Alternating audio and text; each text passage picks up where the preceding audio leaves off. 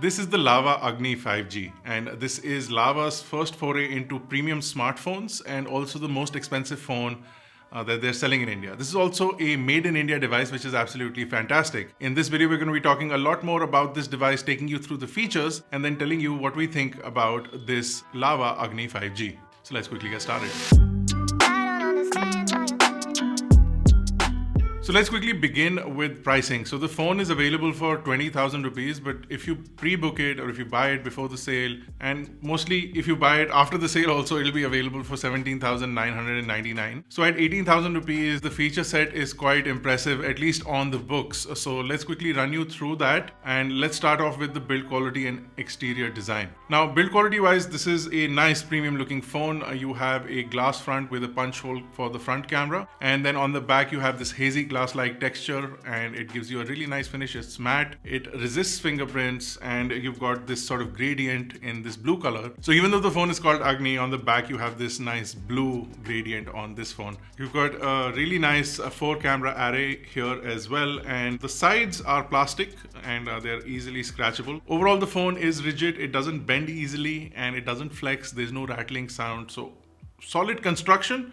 Use of materials could have been a little more premium, but overall, looks-wise, the phone is pretty nice. And I would have liked to see a lot more metal, at least on the frame and the overall structure, but the plastic looks okay. It's chrome-plated and it kind of gives you a premium look, so that's nice. You also have the fingerprint sensor on the right side, and the punch hole camera is nice on the display as well. Speaking of the display, it is a 6.78-inch display, IPS LCD, and you do have a full HD plus resolution, so it's a 1080p display, but with a wider aspect ratio. And then you also have Corning Gorilla Glass 3 protecting the front, so you do have some scratch resistance over there, some hardness added with the Corning Gorilla Glass. But if you're going to be using this phone, I would recommend getting a screen protector or a tempered glass installed on this as soon as they're available for this device. The phone does not come with a pre-installed screen protector. Now in the box you do get a few things. You get a 30-watt charger and a USB cable, and you also get the case for the back of the phone. Again, I would recommend that you keep the phone in the back case, and that is because the back part is slightly elevated and it's not properly sort of flush with the device.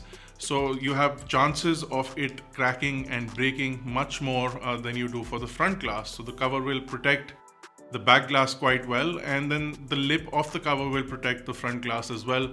And then if you do get a tempered glass or a screen protector, you'll have better protection for the front of the device, prevent scratches, etc. If you don't care about any of those things, use the phone as is and at your own risk. So running everything on the inside is the MediaTek Dimensity 810 processor. It's an octa-core processor. You also get 8GB of RAM and 128GB of storage, and you also have a micro SD card slot wherein which you can add a total of 256, so you can get a card up to 256GB in the slot, and that'll give you a total of 384GB, and that's quite a lot of storage for photos, videos, or whatever you want to keep on your micro SD card. Speaking of cameras, you have a total of 4 cameras on the back of this phone and a front-facing camera as well. So on the back you get a 64-megapixel main camera, a 5-megapixel ultra-wide camera, a 2-megapixel depth camera, and a 2-megapixel macro camera. Now we've seen that macro cameras can be the same as the wide camera, so I feel that the cameras have been added just for the sake of adding cameras, and that's what a lot of manufacturers do. They throw in some unnecessary cameras to make you feel like you're getting a lot for your money,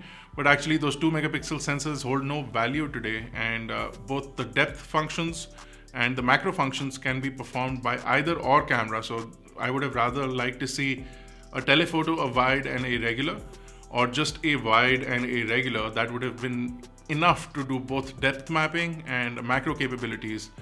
But of course you save a lot of money in bringing these separate cameras into the picture, and that's probably what the idea is when you're manufacturing a phone like this. So they're trying to save the money.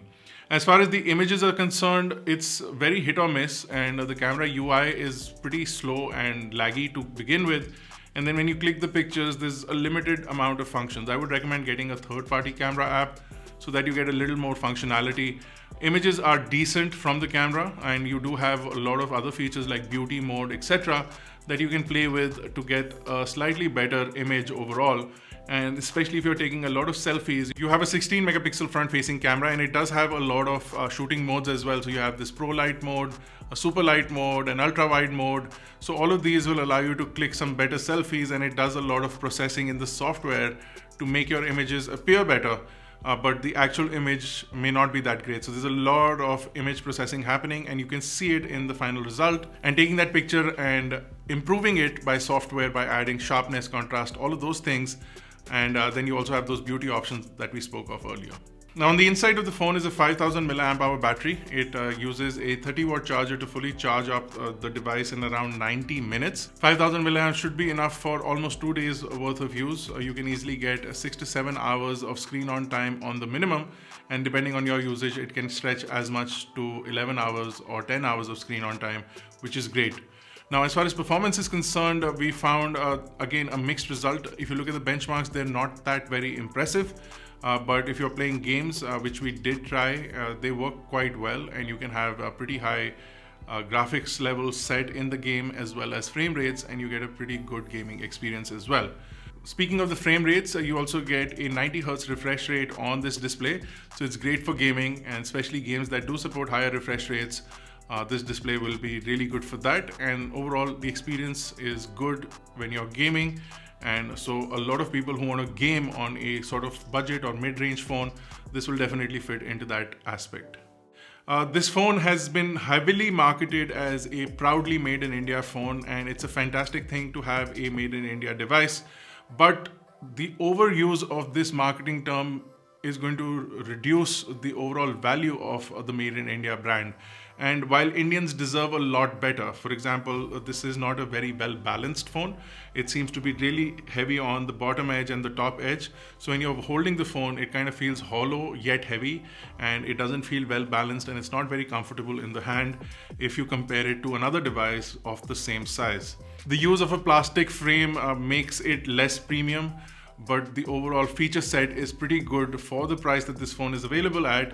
But it has some tough competition from the non-Indian brands, and that is where the Indian brands have been losing out to significantly. So I think that Indians deserve better, and the benchmark for Indian brands should be set a lot higher, because when you get a product from an Indian brand, the quality, the materials, the feel, the performance should be so much that you don't want to look at a foreign brand, you don't want to look at a Chinese brand, and that's how your perception of an Indian brand phone should be. This, while attempting to do that, is doing it at a price bracket and at a competitive nature, and that unfortunately allows you to get mediocre performance, mediocre build, and mediocre overall feature set, and that is where this phone is sort of a letdown. While for a lot of people this is a pretty good device, but overall it is not as impressive as the made in India brand should be. That's our sort of review. This has been Bharat Nagpal. If you enjoyed this video, don't forget to smash like, hit the subscribe button and the bell notification icon if you haven't already done that, with all notifications turned on so that you get notified each time a video goes up. And we're also doing a giveaway in the near future, so stay tuned for that. Thank you for watching. I'll see you in the next one.